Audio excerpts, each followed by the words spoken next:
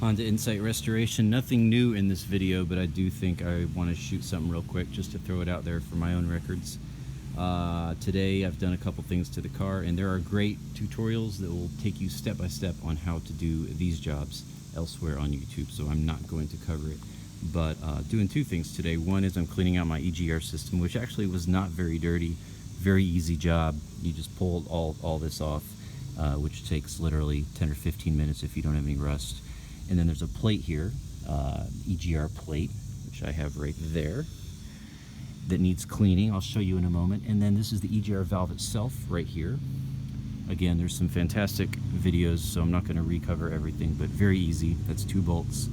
And then just cleaning out the passageway. And basically the gist of this, there's 2 things you're doing. One is, other than cleaning the valve or replacing it yourself if needed, you're cleaning out these ports. And so spraying copious amounts of carb brake cleaner into this rounded rectangular port, and it will come out that very clean looking oval port right there, and that flushes out the system. And you know, I took toothbrushes and my finger and my thumb and screwdrivers and anything you can do to just kind of use to clean some of that out is a great way to do that. And then the other part of the cleaning is the plate itself. So this plate with a gasket mounts right here between the manifold and the engine, and these passageways you see here, if you've seen the other videos, they can be quite clogged. Mine actually were fairly clean because previous owner did it, but I wanted to make sure, so I cleaned that all up.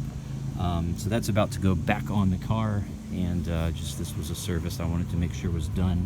There was a little bit of crud in there, so I'm glad I did this, and it really wasn't that much work to get it apart. Just a little dirty is all. Other thing I did was changed my cabin filter, and again, very good write-ups on YouTube about how to do that, but it's right behind the glove box. And mine was original, 139,000 miles. The way you know is by the plastic plate that has to be cut off to get to that thing. But that's also an easy job, just basically 6 screws or bolts, and that's it. You don't have to remove the dash. Some people show that you do that. No, it's just six screws or bolts, real easy. One of them's a little bit of a pain to get to, but not bad.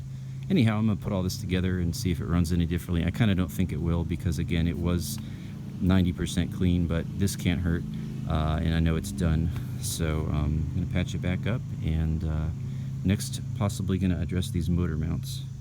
Not real sure yet, but I'm thinking about, because I did the one in the back, so I might do these, not sure. Yeah, that's the Insight.